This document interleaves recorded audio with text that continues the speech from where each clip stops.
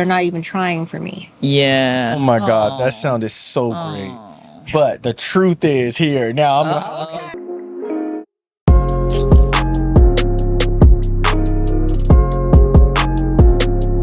do you think love languages matter in a relationship? 100%. Why? I have known like at least 5 couples that have broken up because of opposing love languages. I feel like love languages is how you communicate as a person, like the way you communicate. So I want to give an example. It'd be Okay. so my cousin just broke up out of a 9-year relationship. And her love language is physical touch and quality time. Okay. But her ex-boyfriend was quality time, and I don't actually know what his other one was, but physical touch was such a big one for her. And physical touch doesn't mean like you're having fucking sex every day. It's like, oh, giving like the cuddles and like, oh, like check in on them kind of thing. And she would bring it up to him, but then he would do it for like a week, and then a week later it's like she didn't have that conversation with him, and it became kind of a cycle. And some people can learn from it, because I think like in my relationship, mine is gift giving, acts of service and gift giving.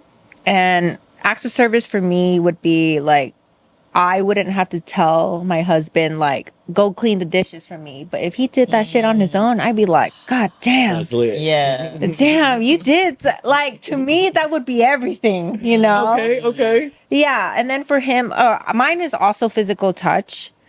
And in the beginning of our relationship, I wouldn't say I'm like a super PDA person, Okay. but I started doing like in the beginning, like in front of people, but not like, oh my God, I'm slobbering all over you or anything. But he was uncomfortable with it in the beginning, because he was just like, oh, like Fair. people are looking. And I was like, Yeah. okay, I get it. But then he noticed how like I brought it up to him. I was like, oh, I would like it more if like you would do this. Like it just makes me feel more loved. And so he was able to act on it, and we worked from there. But in my cousin's case, they broke up because it's like he would only clock it in for like that time, and then afterwards he would just revert back. He's like, oh, okay, it's like I'm gonna put a band-aid on it, and then he will kind of like disregard it, you know? That is always crazy to hear, like how a person wants to be loved and you're with a person in a relationship that you don't love them in that way. Like how I'm not sure how a person even forgets. But Karen, Yeah. what about you? Love languages, do they matter in relationships? So Kat, we see they matter for you and they've been working. What about you? Yeah, I think definitely. I think mostly because of like similar to what Cal was talking about, I've seen it firsthand where it's like this is where I think it really matters, is where you appreciate love in a certain way. So like, for example, quality time and physical touch are mine. And then if physical touch is not yours, right? Yours is acts of service, like you give love with acts of service or like gift giving. Let's say I don't care about gifts. So you keep giving me gifts and then I don't appreciate them because I'm like, I don't really care about that, right? You're going to get frustrated because you're like, I'm trying to show you love. And you're like, I don't really care about this. So like, if those are not communicated to, and you guys don't understand your own, like, what you call it, your own, what is it called Love again? language. Love languages, and also your partner's love languages. There could be a disconnect there where somebody feels unappreciated, or you feel like somebody's not appreciating you, kind of thing. And it's just because you guys don't understand that the way you give love and the way you receive love are different. So that conversation is very important. Plus 10,000 to that. That's kind of where I'm at right now. Like, I feel like it does matter in the sense of just understanding what does make your partner tick and realizing that every partner does not tick the same. Because I've learned just watching relationships and being in relationships and even listening to other people's like stories, is like sometimes people think that like all women are the same or all men are the same or all, and it's like, no. What like literally wakes me up every day does not wake you up every day. Does not wake Kat up every day. It's like we're all totally different people, and it's like you got to put in that effort to actually learn the languages in general. Mine's is probably a little different Okay. because, as you all know, I am prioritizing self over everything at this exact moment in this current mindset. So I would say the love language I'm chasing after is financial freedom. Hey. Oh, okay. Yeah, I mean, I ain't even listen. Physical touch ain't gonna get me. Quality time, I need to spend with my dreams. Like, don't do that shit. Unless you're touching me with money. Right. Look, acts of service, hey, fill up my bank account. You know what I Yeah. mean? No. But like, I naturally do. Like, I think I gravitate more towards quality time over all of them. But I would like more like supportive quality time. I don't need to just if of course we can if like quality time everything is considered like if we're doing podcasts, if we're shooting skits, if we're doing this and like you're a part of that, bet. Yeah. That counts. You know what I'm saying? For somebody like me, but like I feel like for me that's just where I'm at, where that like my love language is just financial freedom. And as long as things encompass me getting to that place, I'm good. I'll fall in love forever. We should add that to the list. That should definitely be added to the Financial I think everybody would choose it, Yeah. honestly. They all no, actually no, I don't think everybody would. Yeah, some people don't care I was gonna about say money it. at all. Yeah. Yeah. That This too. isn't crazy. Yo, to me. just recently, and we ain't gonna go too off on a tangent. Just recently, I was in I won't say where I was at actually, just because I feel like I'd be calling people out. But I was in a class, and like people were in there like gloating about being broke, and they were just like, this I'm is not the laughing. I happiest- swear to God. they was like, this is the happiest I've ever been in my life. I have no money, And you're like, how though? and I was like, huh? So like, you don't know how you gonna eat. You don't know if your bills gonna get paid. No. I'm out here And though. I'm good, and I'm out here. I'm like, shh, dang, you different, cause I don't sleep that well, not knowing if my bills gonna be paid. But everybody's Yeah. just different. We all definitely are gravitating towards different things. So that was a great one to know, though. See, this is lit. Could- Go. I have a question. Two, actually. One. Is growth mindset a love language? Like I feel like or passion? Like I feel like I'd be like I love when somebody gives like is passionate about something and is passionate about improvement, like or something. I don't think it's a love language. I think most people probably do want that, like in general, in a person. But I don't think it's. I mean, not everyone can grow. I guess not everyone will be willing. Willing to grow or want to. But I guess it's not something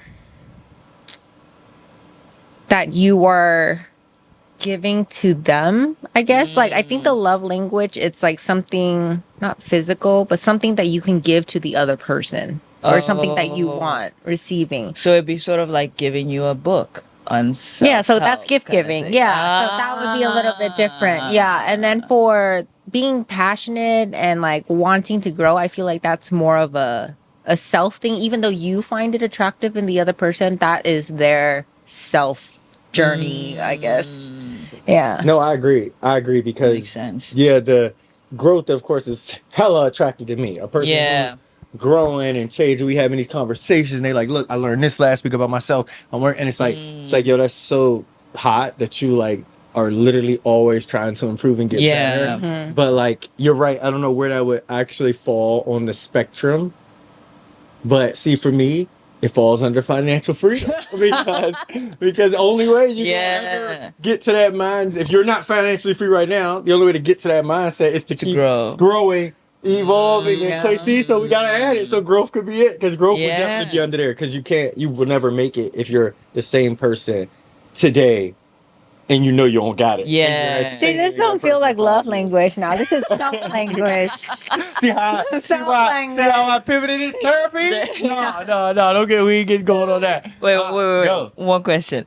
Okay, say you're like the scenario where your cousin broke up. Yeah. What do you do if you learn that your partner's love language is what you're not used to? Like, is there any way you could fix that? Where you could train yourself to give that? Like, how do you? I go feel about that? like there's a difference in putting effort into like I feel like your partner can recognize like he's more of a cold like he grew up in a household where like you have to be like a manly man, not be super emotional, and I think that's where it comes from, like his upbringing.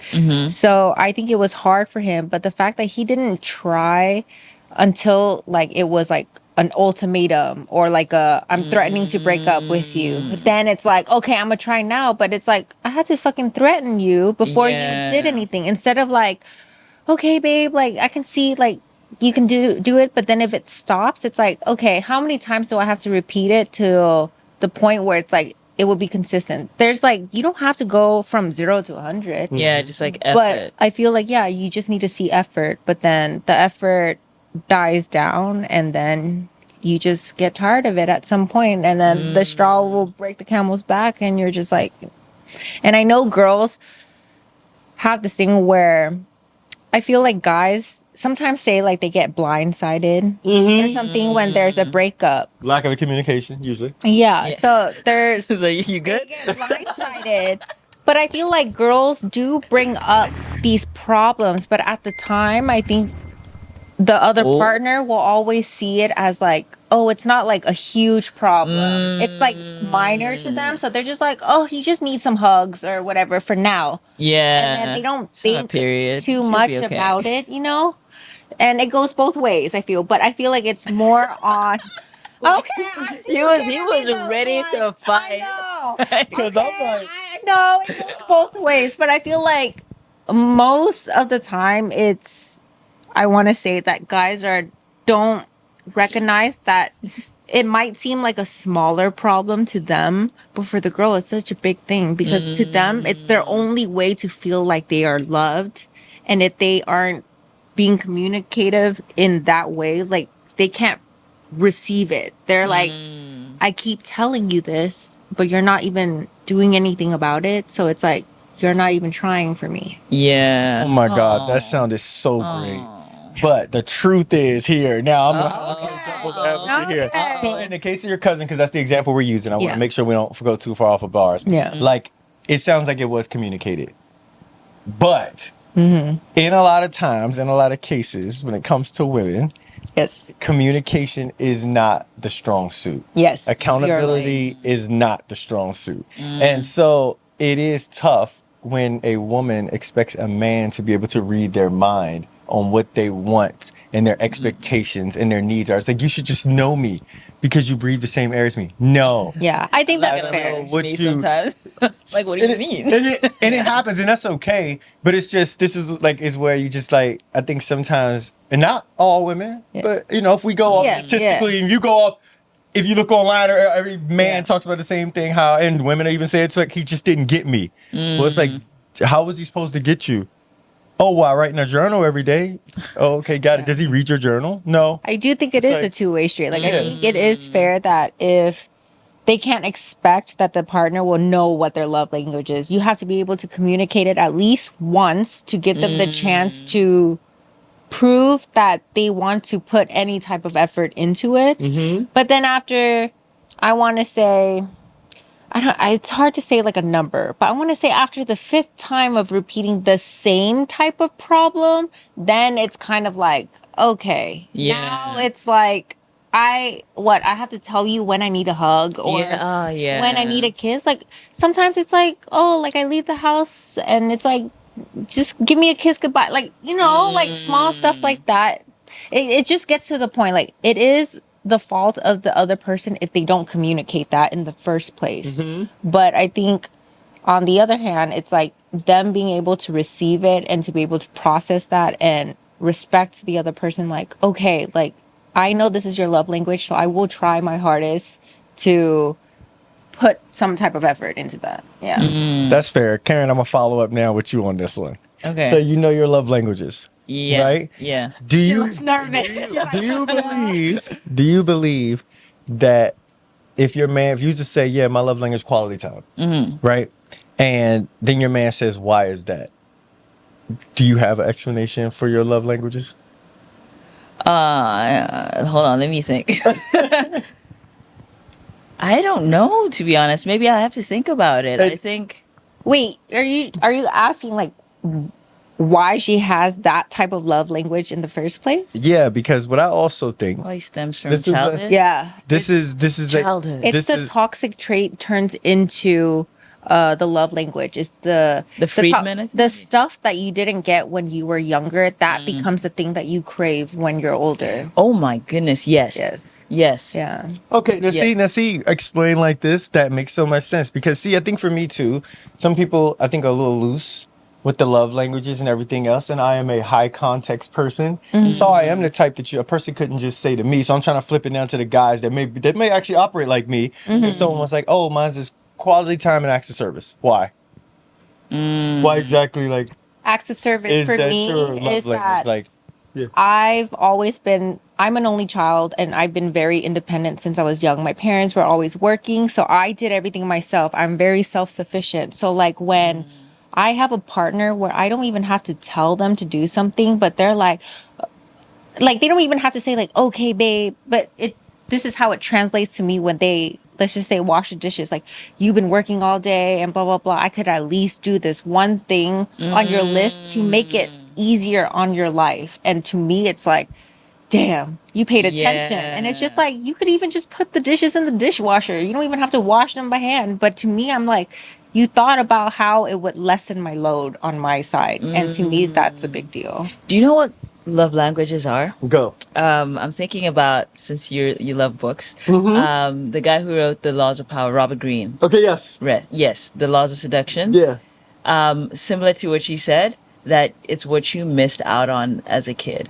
So he explained this theory of like, when you grow up, the first time, I think we also briefly talked about this before, but like as a baby is the only time as a human you receive unconditional love. You're loved just for existing. You're given attention for doing absolutely nothing. As you grow, you become a toddler. You're told in order to get certain attention, you have to behave a certain way. And you continue to grow, and that attention continues to be divided. You have to do more and more to get the attention. And so love languages is how you like to get that attention back and how you like to receive it almost. So like if, for example, like you said, that act of service, being an only child, for me, physical touch, my parents were always busy, and like we just don't grow up in a place where like you're super touchy and stuff. It's usually like you kind of have to earn the like, I love you and you're proud. Like it's a special moment almost every Yeah. time. So like you're like, oh, all of a sudden, like I don't get that much, but from a partner, I can control how much I'm getting, and this Yeah. person can give me what I've been missing. I love that. And that was definitely a. That's all from No, Kat, that was a great breakdown. So now that we right here, do y'all think that men are loved unconditionally? No. So we do have to bring something to the table to get our love languages like answered. I think everybody has to. Yeah, I think everybody has some type of love language that they want or receive, or that's how they do. Like my husband, so he is quality time, and for him, I am not sure for, I think because his mom was also working, like she was never home, so he was always at home, and they don't throw out like I love yous like that. Like I didn't grow up in a household where I didn't say I love you. I actually said it a lot. So I couldn't relate to this, but I feel like usually in Asian households, they don't show love at all.